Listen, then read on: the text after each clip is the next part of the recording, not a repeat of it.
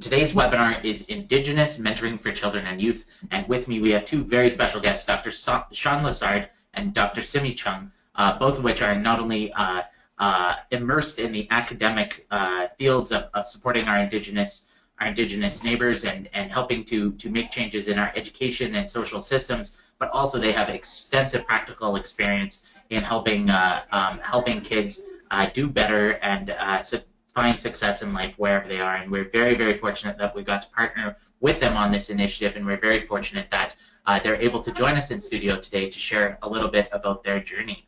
So Sean, Simmee, the floor is yours. Thank you. So I guess we'll really looking forward to sharing some of the insights that we learned from different people in different places around Alberta. And I think it's a really timely webinar. You know, the whole notion of mentoring, but also at this time of year, it's really important to think with these experiences, to think about what some of the youth and families are experiencing right now. I know it's a wonderful time of year to celebrate those pieces, but it's also important to think about some of those youth in different places who are struggling at this time of year too. So that's what's on my mind today. And this gives me good energy when I get a chance to share with this with other people. It gives you that positive energy that lifts you up, so you could take some of that good energy with you to back home to my community and other places. So we want to start with acknowledgements, and one quote really stands out to me. One of our colleagues and a friend, she always reminds me that there's a geography in all our stories, and I think that's something that we can pause and reflect on, and I don't think that's just an Indigenous thing. I think that there's a geography in all our stories, and I really want that kind of hold on to that quote so we can do a little imagining when we're thinking about working with youth, when we're thinking about engaging with youth, to think about that in our mind, that identity work. I say that there's a geography in all our stories for another reason, because here I am sitting in Edmonton, and I'm thinking about all the stories that are from here, before Edmonton, and I want to acknowledge that we're in Treaty 6 territory. I want to acknowledge that there's stories here in this geography that came well before Edmonton, and I think about that in the very various places that I spend time in Alberta working with kids, that there are stories that young people have in them, that they carry with them from different places, intergenerational stories, and that's kind of what I want to think about when we're setting this up today. That there's a geography in all our stories.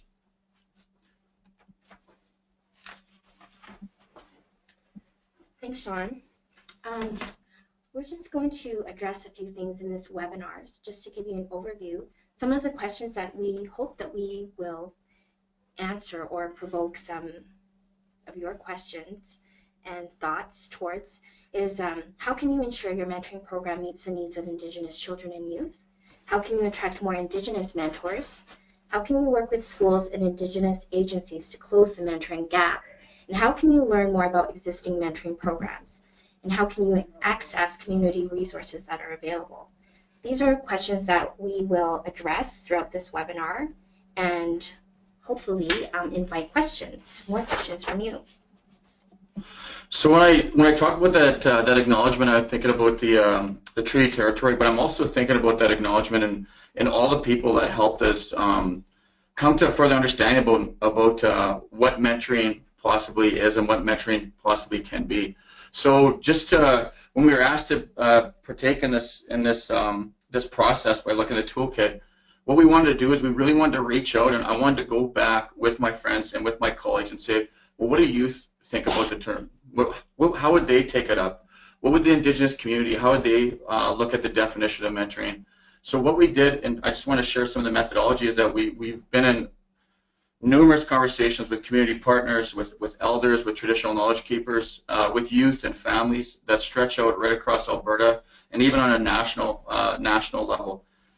For example, we surveyed junior high students, and we had the conversation around what is mentorship, and asking them really from their perspective, what does that look like, and actually, what do they look for in a mentor? And I think that's something to keep on reminding ourselves, is that we could do this work, we can engage in this work, but we also always have to go back home, that being home to the youth and to their stories and to their experience, to remind us about what counts and what matters. With this, we also talked to high school age youth. We had a survey, and then then circle dialogues around what it would look like in their world. What would mentoring look like for them if they wanted to be mentored, and if they wanted to be a mentor at some point. You know, just provoking those conversations, that dialogue. And I have to tell you, it was rich. You know, ideas generating from young people that want to do something so different and want to engage in the community. Not only here in Edmonton, but in other parts of Alberta, we engage in this work. Of course, we went back to elders when we're looking at some of the sensitive topics, even around protocols and rhythm, and what, even from Indigenous perspective, what mentoring might even entail. You mean that necessarily isn't a word that we always use in our community. You mean, but the process is very, very much alive, and the elders kept on reminding us that, you know, that there's mentoring in these different ways, and we might call it something different, but it is really taking part not only in informal ways, but in very formal, structured ways that are particular to the community, that are connected to teachings, that are connected to language, that are connected to the rhythms and protocols of communities and diverse places in Alberta. We also, with the help of my friend and colleague, Dr. Simmee Chung, she really reached out into the community to engage in all kinds of conversations with various organizations that took many, many, many hours to actually open up that space at a regional, provincial, and national level. And I want to go back to saying this. The reason why I want to show the methodology is that there are so many people out there that actually want to tell their stories about some of the experiences that they're having, some of the successes, some of the struggles, some of the tensions, but some of the beautiful work. And in those stories, so many stories of young people came alive. I mean, and it really brought the whole toolkit to a different level, I feel, because it's actually their experiences and their stories which help shape what we're doing. So it's part of a dialogue process that we're going through, and we're going to keep on working on. We're going to keep on developing it. So I just wanted to share that. So some people say start with the story, end with a story. You know, we start with a quote about there's a geography in all our stories, but it's kind of ironic if we don't start with some of these use quotes, some of the wise words that they want to share. So I'll just simply, the most simple of questions led to the most rich conversations, both inside and outside of school. So what is important in a mentor? A simple question. But the young people, they filled pages, poster-sized paper with ideas about what a mentor looks like to them. Someone you can look to when you're having tough days, a leader in community, a reliable and respected person, someone I could talk to, someone who respects me, a listener, a kind and caring person who wants to help and show me new things. I wish I had more time and more space to actually show you the depth of what some of the young people shared. And with their permission, these are some of the words that they wanted to bring and reach out across to Alberta and various places today. The next thing I want to talk about is just what has guided our understanding of mentoring with Indigenous communities throughout this whole process. We've shared this, the guidelines and the toolkit with Indigenous communities and agencies, partners, and some of the feedback we've received is it reads a lot like a story. And that's important to us because we do feel like it's a story as we came alongside and listened to elders, children, youth, educators, mentoring partners, all of which who shared their goals, their passion towards their work, and their stories with us of what mentoring means to them and why it is important. We love this quote from our friend and elder, Francis Whiskey Jack, who reminds us to go back and to who this work is for and why this work is so important. Francis Whiskey tells us, kids love to play. If you have the ability to laugh with the children and youth and do the things you all enjoy together, you will truly love your job. I feed off their energy and they feed off my energy.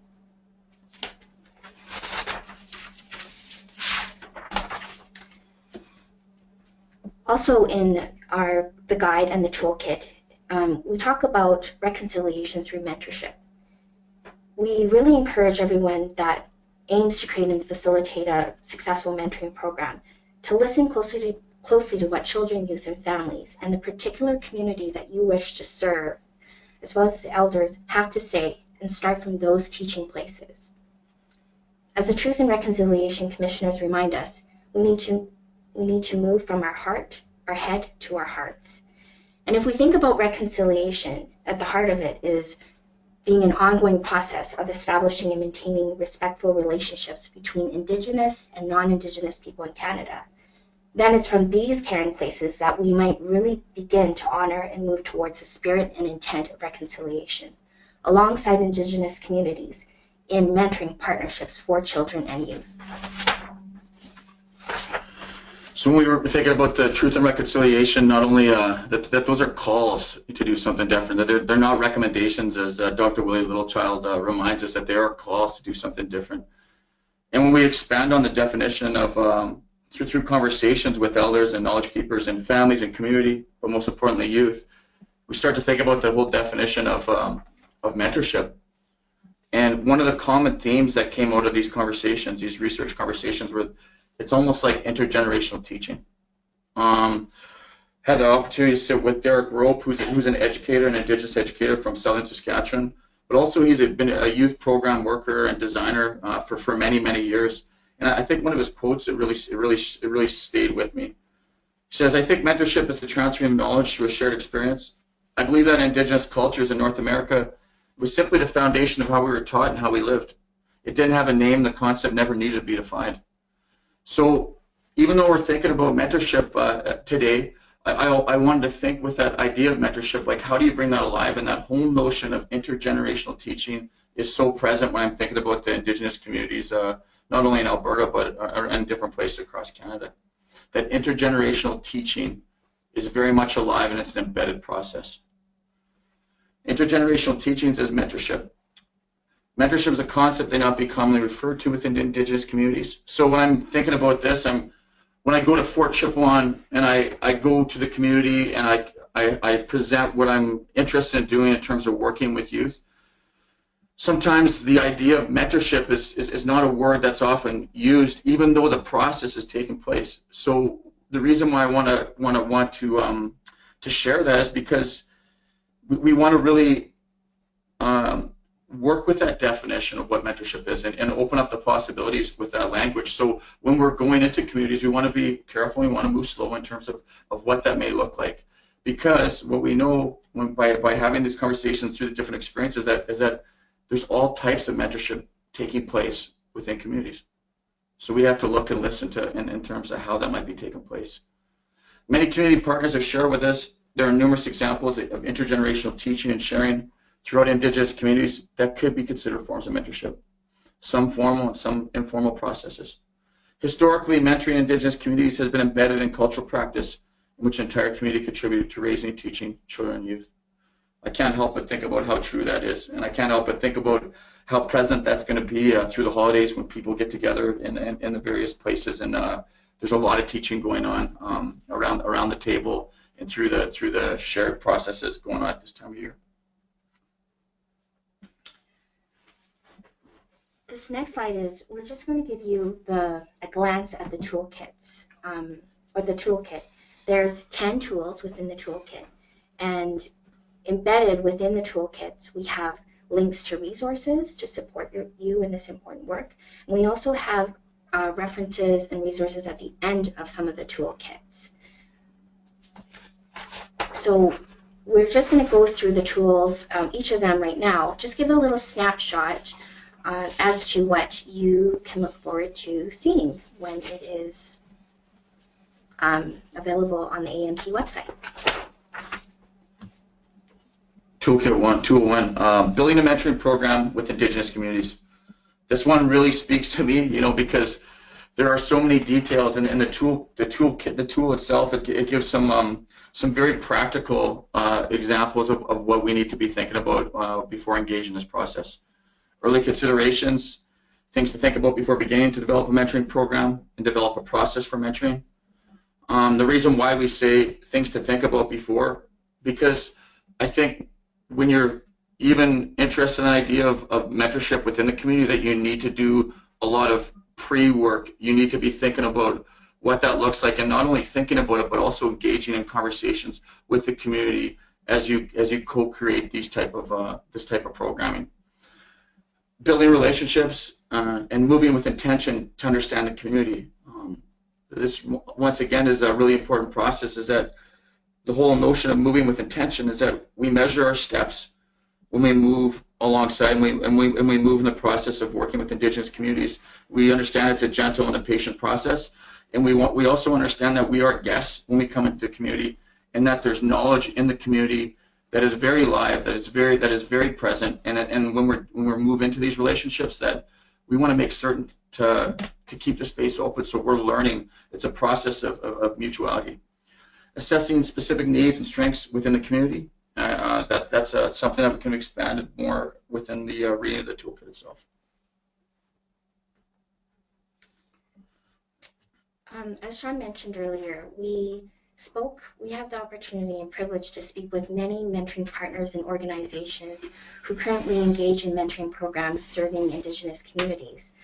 One in particular that I'd like to highlight right now is Vanessa Stanley, who's a coordinator for Big Brother Big Sisters Wood Buffalo's Full Circle mentoring program.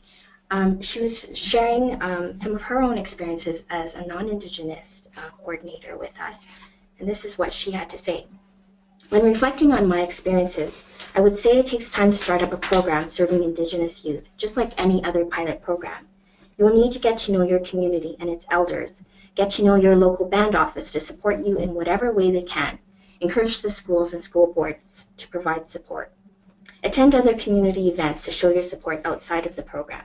Build relationships, and these relationships will turn into future contacts that you may later call on for assistance, and they are happy to help.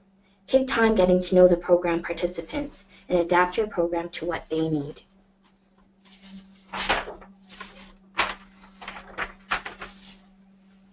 In Tool 2, we also post questions for consideration to help you connect with individuals within the community and other agencies that will help you foster and facilitate a more culturally responsive and community engaged mentoring program.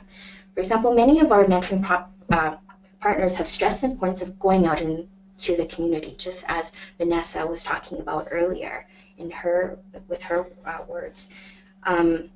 And how important it really is to connect with elders and traditional knowledge keepers, children, youth, families, to really understand your community's collective strengths and needs. As we were also very privileged to speak with the Executive Director of Hinton's Native Friendship Center, Yvonne Oshanek, who highlights this importance, as we believe is important in any mentoring program. What she tells us is that our philosophy, in her words, our philosophy at our Native Friendship Center is we are a grassroots kind of agency. Programming comes from the ground up. Ground up meaning we listen to the youth, families, elders, and community and see what is important to them. It is then that we start building the program together around their collective needs. Tool 3, creating an inclusive advisory group. We went back and forth on this tool to really think about what the whole definition of an inclusive advisory group might mean. In this tool, you're going to see some tips on creating an inclusive advisory committee. But one of the things we really wanted to highlight is that it's more than it's not about just creating an advisory committee that's inclusive. It's about creating a process of committed people that want to go back to thinking about the needs and the interests foremost of youth. The committee must have a willingness to listen and collaborate respectfully and responsibly in the best interest of children, youth, and their families. So we've seen a lot of different advisory groups and different types of organizations in different places, but I mean, in this tool, it really looks to help build on it and how you could reach out in a responsive way to create an advisory group that is intergenerational, that is committed, that is responsive to youth and family needs. In Tool 4, we talk about the importance of fostering safe, belonging spaces. And I think Elder Francis Whiskey Jack, he really speaks to the heart of this tool as he teaches us children and youth need belonging. They need to feel belonging somewhere where they feel accepted at their level. They're just trying to establish a family, someone who will protect them, will look after them, where people will care about them. It's these teachings such as these that shape our understanding about the importance of fostering safe and belonging spaces within mentoring programs. And we speak about in this tool about the importance of being in relation with children and youth in Indigenous communities and what this might means, and the importance of creating these safe spaces, not only for but with Indigenous youth and families, is critical in any program. Right here, the whole notion of that's not only philosophical but pragmatic, moving slowly. When you're working with an Aboriginal youth and family, be yourself and slowly work your way into getting to know them. Think about when you smudge and how that smudge rises slowly. In the same way, take your time to get to know that family and feel their spirit, how they're dawn. So the whole idea of moving slowly in relationship, you know, we live in a time of deliverables, you know, in a fast-paced society. A lot of our programs are often grant funded with specific deliverables, you know, around the amount of participants, the time, the hours, these pieces. I mean, one of the things that I want to always go back is that if we sometimes, if we're moving too fast in that process, we're missing a lot of the teachings and a lot of the knowledge along the way in those relationships. And when we move too fast, when we're working with Indigenous communities, that can sometimes lead us into a worse outcome, into a fractured relationship. So we really want to move slow and really think about the process, even though every single thing around us is telling us that we have to go quickly.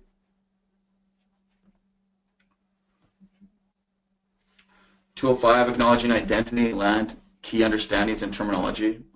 Like I mentioned right at the very beginning, it's really important to consider where we're from. I know that when I'm in Edmonton, just west of the city, that there's certain teachings that I'm very in tune with when I'm working with communities like Enoch, Cree Nation.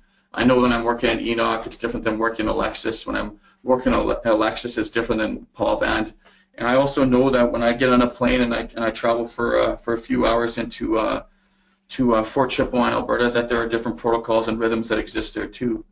So when I'm looking at this tool, we really want to understand that there's not a singular story, that each community has a story. Part of that story is also a colonial story, that there are stressors and there are pieces that we need to pay attention to the particularities. And that way we have to move slow too. When I'm thinking about the whole definition about acknowledging and thinking about identity, we want to move slow when we think about the singular definitions that sometimes open up relationships and sometimes close relationships. I know that in some places I go to that people address themselves as Métis or from a particular community, but in other places they may refer themselves in other ways or through their language. So when we're thinking about these mentoring processes, we want to understand that there's a multiplicity within language, and that identity is a fluid process. It's not a fixed process, and that each place identifies differently. So we wouldn't want to go into these places and think that there's only singular definitions of the youth, singular definitions of the community. We want to remain open and really think with the community about what that looks like, paying attention to how it's being shaped and how it's playing out. For example, when I'm in Fort Chipewyan, it's an excellent teaching for me. And I when I'm thinking about identity and land, because I'm surrounded by 2 First Nations. I'm surrounded by a municipality and a strong Métis nation within Fort Chipewyan.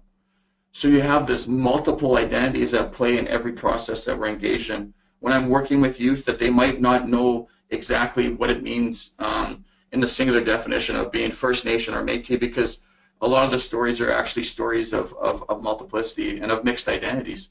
So we wouldn't want to assume when we're working with young people and with the community that everybody has this fixed definition of exactly who they are. I mean, one of the reasons why mentoring is so important is because part of that process is so many of us actually are continuing to work on that identity journey that's been fractured because of various historical events, and these stay with us in the present. That is for certain. In Tool 6, we talk about, we present some tips for recruitment and retention of mentors that a lot of suggestions from mentoring partners across Alberta have provided, and that we included, and just for consideration in particular for recruiting Indigenous mentors. So woven throughout this toolkit are just a lot of teachings from some of our elders and mentoring partners, And we also include some more resources that you can refer to.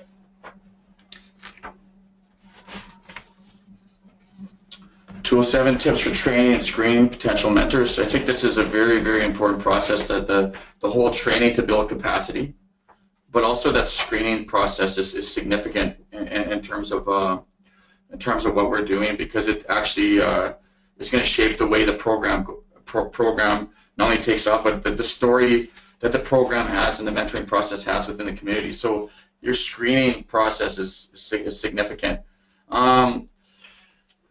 A quote at the very beginning here: Indigenous girls need a non-judgmental adult to listen and really hear what they're saying. Girls come out of their shells and share their stories, their humor, and their dreams. One piece of advice we could share is patience is key to a successful program.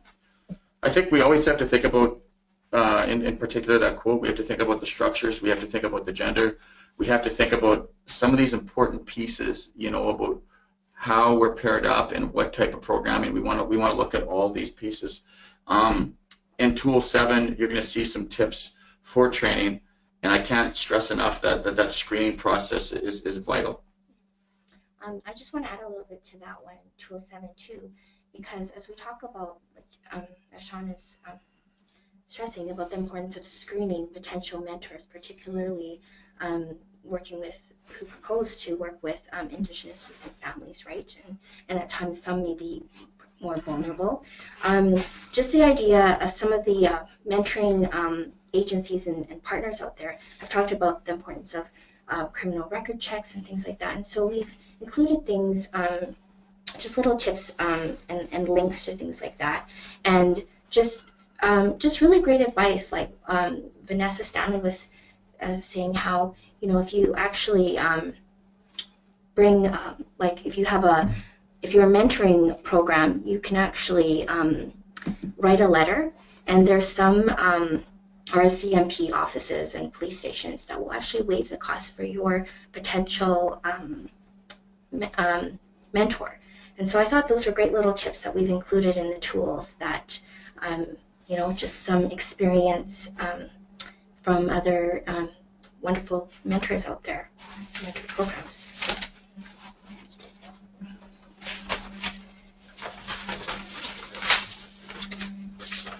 Other important feedback that we received in conversation with mentoring partners across Alberta is the importance of setting expectations from the beginning, such as how the process of how to close a match if it ends early between a mentor and a child or youth. So, and there's many reasons and circumstances that might result in an early end to a match, and we include some of those things in here, such as anticipated life circumstances with the child or family moving, changes in family arrangement or the caregiver, and just knowing that the definition of family is different for everybody, and it's not, and we need to consider that, what a child or youth's family, what it means to them. And so in Toolkit 8, we really share the expertise and suggestions with strategies from mentoring partners of what to do and what to consider should a match end early. And as one mentoring partner tells us, if you do not close a match between a child, youth, and the mentor program properly, it can have long-term effects. It is important to end the relationship on a positive note. So that echoes our findings, is how you leave or end a relationship is just as important as how you enter one. And children and youth and families and mentors should continually be supported in this, in building these positive growth promoting relationships within your mentoring program. Tool 9, mentoring scenarios and examples of other programs who serve Indigenous communities. I think one of the beautiful processes going on here is actually the ability for people to reach out across Alberta and actually look at different programs in terms of what's working, not only on a micro level, but also a macro level. And some of the conversations were just absolutely rich when we talked to different programs, and programs that I actually didn't even know existed in Alberta. So not only, through this process, we found a number of people that actually wanted to share their experiences of mentoring and what some of the teachings that they've learned along the way. So these mentoring scenarios are important, and we've been provided strong feedback that, you know, mentoring can look differently in different places. You mean, sure, that, I mean, it could be at an individual, it could be at a smaller piece, or it could be a more large scale mentoring kind of program and process. So these are the kind of looking at these various scenarios are important, and also reaching out through this toolkit to actually look across Alberta and see what's out there is a practical application. Yes, one of the things that really kind of spurred this for us to create this examples of mentoring programs serving Indigenous communities document is just our conversations with people within the different communities who were either interested in starting a mentoring program or were currently engaged in one but still had a lot of questions about how to continue to strengthen it.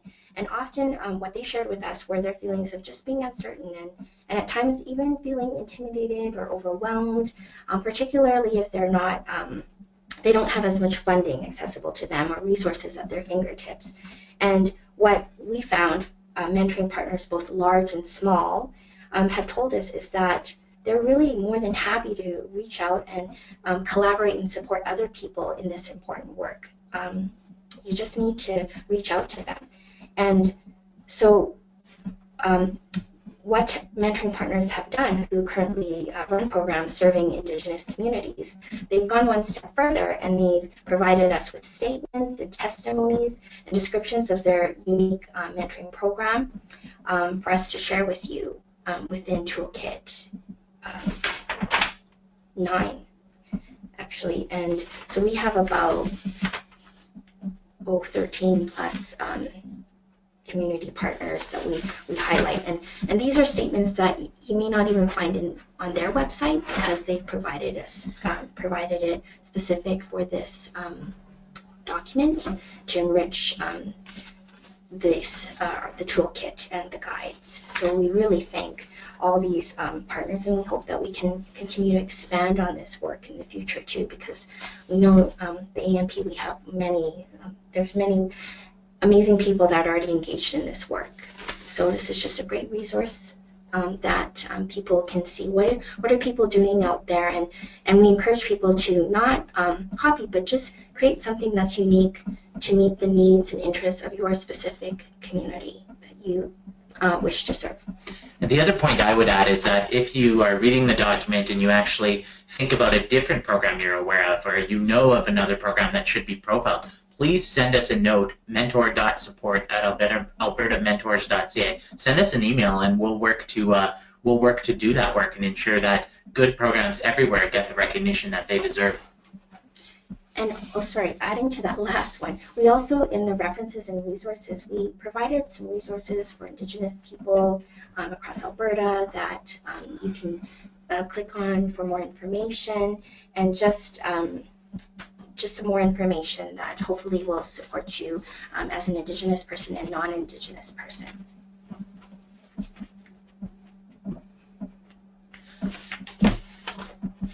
Here, we're just sharing one of the quotes, again, from Vanessa Stanley. She talks to us about just sharing her experience, and she talks about, when starting up an Indigenous-based mentoring program, it will be very different than the mainstream mentoring programs. It is an opportunity for mainstream organizations and systems to learn what is required to serve Indigenous youth and their communities in a culturally responsive way.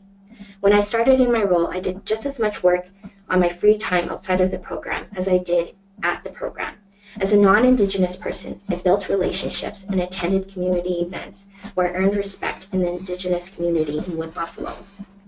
There are always new struggles I encounter every day, but I see the need for programs like the Full Circle Mentoring Program, and I am willing to provide guidance and support to any organization that is wanting to start a program like this in their community.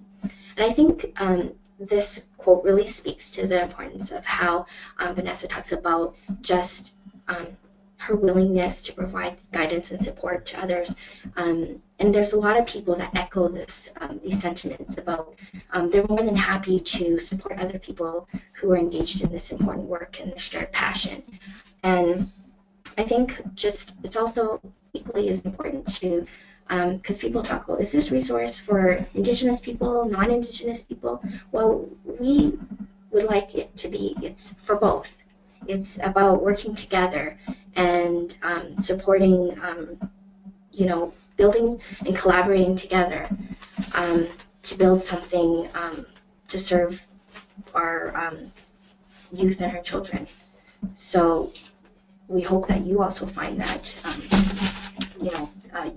you can reach out and collaborate with others in this work. So Tool 10 is was one of the toughest tools, I'd say, to actually script out because it's actually, I'd say, protocols and processes for working with elders and traditional knowledge keepers. So you mean to write pieces down on paper or sometimes that can become prescriptive, so we want to be very careful. And so as part of that process, I mean, we went right back to the community to talk to not only elders but traditional knowledge keepers that could help us shape this and shape it through their words, right? Because what we want to understand really clearly when we're working in a mentoring process and when we're engaging with elders and knowledge keepers is that there's no one specific way, that elders have different gifts in different places, that there's different protocols and there's different rhythms. I know that when I'm in Treaty 6 territory closer to Edmonton, that I stand up when I pray when I'm in Enoch, and I attend to that very carefully. But I also know when I'm in the south, I sit down close to the earth, because in that place that's the protocol, that's the rhythm there. But I also know that in other places that there's also different types of teachings that and different faiths. So we don't want to be so prescriptive in how we are engaging this. But so we went back to elders and some knowledge keepers from different areas, and we asked about what should we be thinking about when we're approaching you? What should we be thinking about when we reach out and there's non-Indigenous partners and Indigenous partners that want to get some wisdom, that want to help in working with youth in a mentorship piece? How could they engage with you? So we actually had research conversations over cups of tea. In particular, Simmee Chung spent time with Elder Francis Whiskey Jack, and in a 3-hour conversation, as a non-Indigenous woman, she talked about what she would need to do in working with Francis if she was to approach him to work in a mentoring process or to support a mentoring program. And through that, we have ideas and some very practical suggestions, but we also have some stories embedded in it and some actual direct quotes from Francis. And I wouldn't even call them quotes, I'd actually call them teachings that remind us to stay open, that elders have different gifts in different places, that we want to pay attention to protocol, we want to pay attention to the rhythm, we want to pay attention to teachings in each community. So that really is asking us to listen very carefully to what might be going on, because it'll shape the way we're viewed in the community. It's also going to shape the way the work goes out in the community, and not only in a short term but in a long term process. So there's some very key considerations within this tool. It is not prescriptive, but there are some things that we really want to be thinking about and paying attention to, because it's not about just going to get an elder or just going to find an elder. It's actually about the process of engaging with the community and the elders and the knowledge keepers that are within that place. And then when we think about the whole notion of mentorship, we're also saying that as someone who's providing mentorship, that we also acknowledge that mentorship doesn't come from just one direction, that it's actually a mutual process, and that there's knowledge in each places. So that's where the strength in the program is going to come.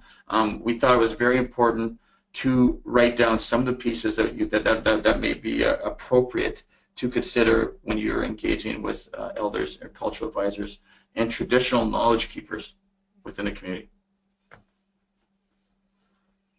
Well, I particularly do love this tool because it really felt like it was a conversation with our elders. And as Sean said, just having that conversation with Elder Francis. But these relationships take time to build. I've known Francis from other work that we've done together, and it's always such a gift to be able to learn from him and other elders. And so I think these relationships is just important to remind ourselves that it takes time. And in this tool, we really tried to provide, I think it was more of a conversation with our elders, because we thought, who can actually speak best to this than in their words? So we share a little snapshot of some of the conversations that we had in some of the things that we talked about, like, for example, approaching an elder. And a friend of mine, an elder, Don Taranjo, he sat with me with tea, as Sean said, and he said to me, and I asked him, what do you think about, what advice would you give to people that want to approach an elder? And he says, if someone has a request, it's better to meet in person to talk rather than just over the phone. And, to see that person face to face before you ask them for a particular request, right? And then we were thinking about traditional practices and gifts and how important it is, to see what protocol is appropriate for that particular elder. And of course, it's going to be different depending on the community they are from and who that elder is. So Elder Francis Whiskey Jack said, it's okay to ask most elders what is appropriate protocol. So then once you make an arrangement to meet in person, you can bring a specific protocol. A question you might ask is, what is the protocol I should follow to approach you for a specific request? So we thought, this is really wonderful teachings that we kind of wove throughout this toolkit here.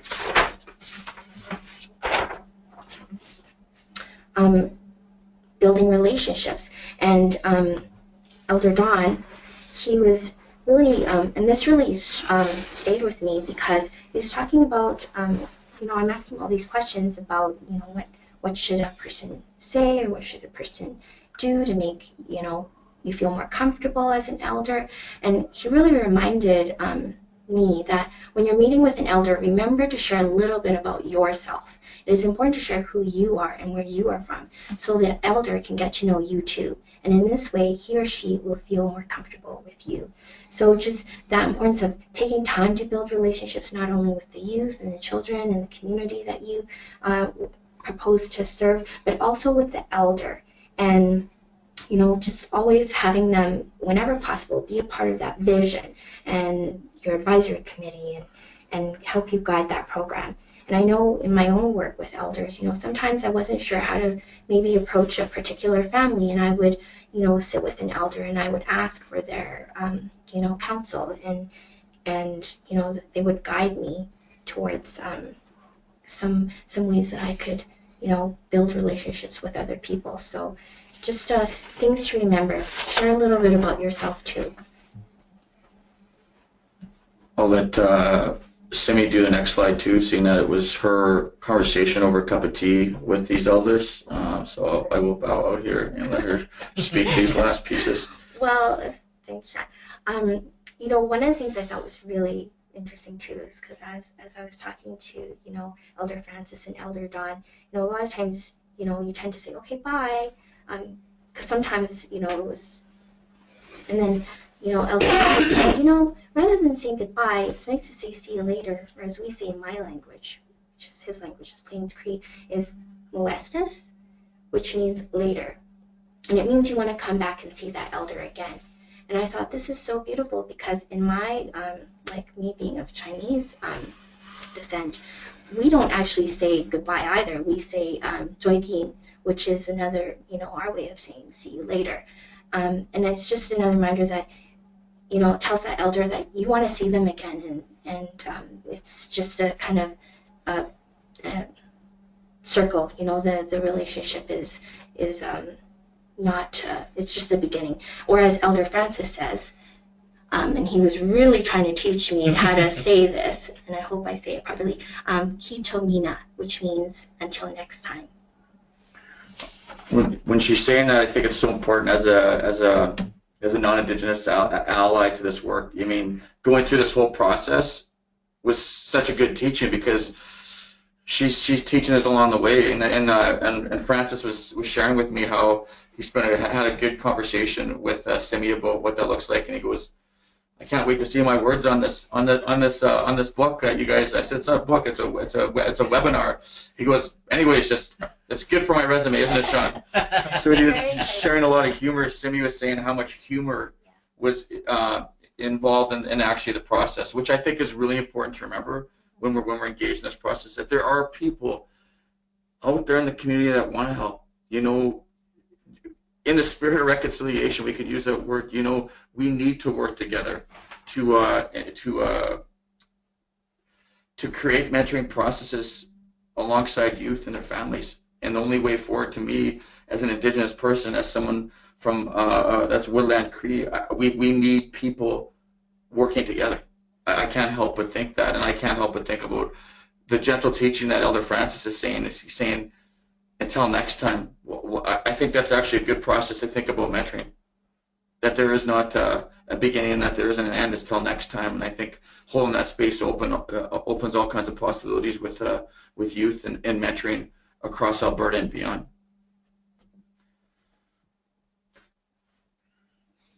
As Sean says, we thank all of you, and we started with a story, and we want to kind of close with a story. The next slide here. My friend Willie Wong, who's a Sifu, a master artist, allowed me to share this painting with you that he actually created in a mentoring program with Indigenous friends. And this painting really speaks to my own personal journey as a non-Indigenous person. And as Sean says, it's so important that we, just the idea of working together and collaborating. And as a non-Indigenous person who really strives to attend more closely to the lives of and experiences of Indigenous children, youth, and families in more responsive and relational ways. And so I share this picture because, I feel like it's very representative of just many different people coming together. And if you're wondering what that character means, it means long life in Chinese. And so I really thank my friend Sean Lessard for being part of this journey with me, and Michael Jans and Corey Dodge and all of you as, I humbly come alongside in this work. And as my friend and Elder Francis encourages me and others with his words, it doesn't matter if you're an Indigenous person or non-Indigenous person. When you're kind, kindness is healing. It leads to friendship and bonding. Indeed, it will take many heads, hands, and hearts as we collectively work together in creating wonderful mentoring programs for and with Indigenous children and youth in partnership with Indigenous communities. Thank you, Sean, and thank you, Simmee. We have another slide at the end with some of the references to the work that they did through this process, but I'm going to actually ask Corey to jump over to the toolkit itself. So some of you have been, you've already found this out on the side of the webinar control panel. You can ask questions. Just click in the chat box, and you're able to type in questions here. So one of the questions I got asked is, when can we see the toolkit? So the toolkit is, we're just finishing the design and we're finishing the revision. So there's a few things that need to be tweaked, but it will be released in the new year to you. So I'm going to show you, Corey, if you just want to walk us through the document, do a run through through the PDF. You can kind of get a sense of what's included and the different tools and what they look like. So it's very robust. It's about 50 pages, and it's kind of I phrase it this way: it's kind of like a choose your own adventure novel. You may already say you got a pretty good advisory group going, so you don't really need tool 3. That's okay. You can jump down to tool number 6. You can jump down to like tool number 10 and move back and forth. It'll be available as one complete compiled PDF that you can print, that you can share. It'll also be downloadable by individual tools. So let's say you really want to send one of your staff members a copy of tool number 5 or something. you can do that. So it's like I said, a choose your own adventure novel. Pick what you need, take what you need, share what you need, and as always, we want to hear from you. So you can send us feedback, send us questions, mentor.support@albertamentors.ca. So it's quite robust. We're going to have you're going to have lots of time to read through it in the new year once we finish our design tweaks, and you can go for it from there. So as Corey continues to pan through the document and show you, I'm just looking on my screen. It seemed, yeah, there we go. It's moving through slowly, so that's perfect. So I'm just going to look at the questions quickly. One question I got asked was, is it okay to have non-Indigenous mentors with Indigenous mentees? Do either of you want to take a crack at that question? I think it's from somebody running a mentoring program. If they have a non-Indigenous mentor with an Indigenous mentee. So the strongest programs I've seen across Canada have non-Indigenous peoples working with Indigenous youth. Of course, you want the opportunity for our Indigenous community to build capacity, but we also don't want to make assumptions that just because you're an Indigenous person, it's going to be a great match with an Indigenous mentee, right? You mean it's not about that. It's about the relationship. It's about the training. It's about the process and finding that match that matters, right? And because we also have to look at it. So it's also about building those experiences of learning to see differently, to work differently, to think differently. Because if you think about it as a transactional process where we're learning from each other in this mentorship relationship, well, what a beautiful way to learn. And in some communities, I mean, maybe we don't have the capacity to do that, but as long as you keep the process open, so we have an opportunity to work together, then I think that's what we really need to think about. And the other thing I have to say is that there are so many young people that need these opportunities.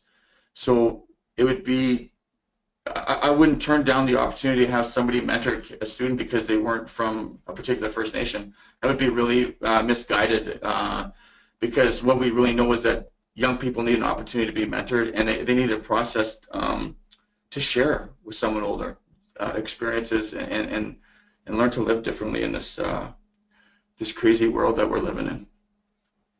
Corey, you had a question? Yeah, we have a comment here from Lucille. She says, also it can be very important to understand the process can be quite long after you've connected. The next steps can be a very long process. Mm-hmm. Yeah. One question I had was about how can I recruit more Indigenous mentors? Well, there's actually a tool for that. Which tool is it again? We should know this one. It'll be right up here in the kit. So basically, yes. Tool 6. Tool 6. So to the person who asked that question, we're going to send you a document that has the answer to your question. And then there was an additional question. Oh, Corey, go ahead. We also have a question here from Susan. She says, when you talked about the youth stories, the slide indicated it was targeted for youth grades 7 to 9. Do you have information for students in senior high school?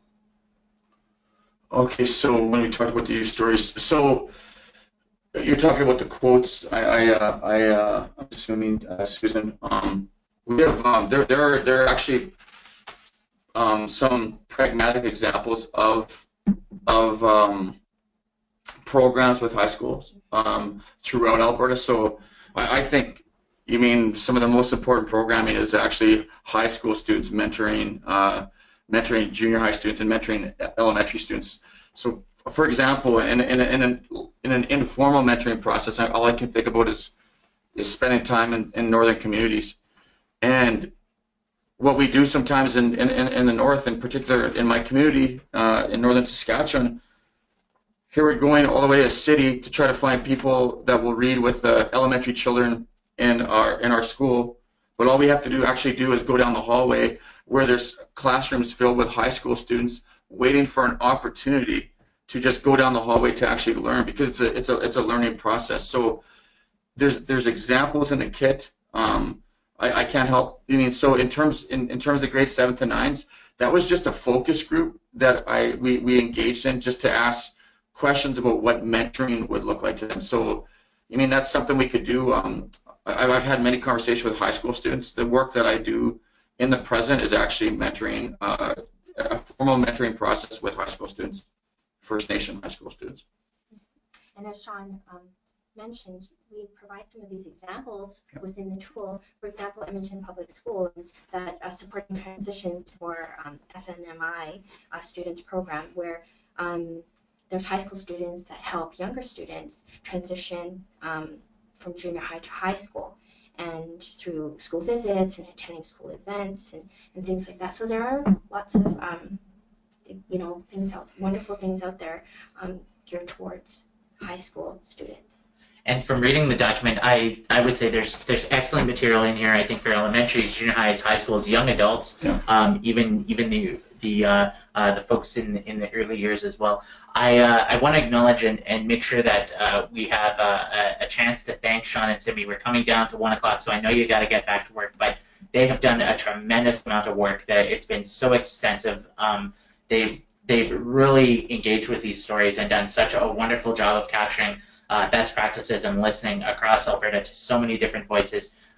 So on behalf of the Alberta Mentoring Partnership, thank you so much for everything that you've done here. And I also want to thank all of our partners who have done such an extensive job in supporting Sean and Simmee in this work, because one of the ways we're able to offer the work that we do through the AMP without charging membership fees or dues is because we count on you, our partners, our listeners, to be able to contribute in kind through your stories, through your resources, through your tools. And so we again, couldn't do this work without you, that you're raising the bar for mentoring throughout Alberta. I truly believe that so many practitioners are going to be able to use these resources to make a difference in kids' lives throughout Alberta, dare I even say Canada and North America. So Sean and Simmee, you have the last word. Thank you so much for joining us and for doing this work, and I hope that we'll be working together again in future. Us too. Until next time. I just want to say keep up the good energy, and everybody have a safe holiday and however you celebrate that. And I think it's always good to think about the youth at this time of year too. So thank you. So finally, I see there's a couple of you in the queue. We couldn't get to your questions today. I apologize. We'll try and respond to you via email. Again, if you have any other questions or comments, mentor.support@albertamentors.ca. Shortly after this webinar, you're going to be getting a copy of the video, the PowerPoint, and the resource once it's finalized. So thank you so much for all of your help, and have a wonderful, wonderful break, and we'll see you in 2017.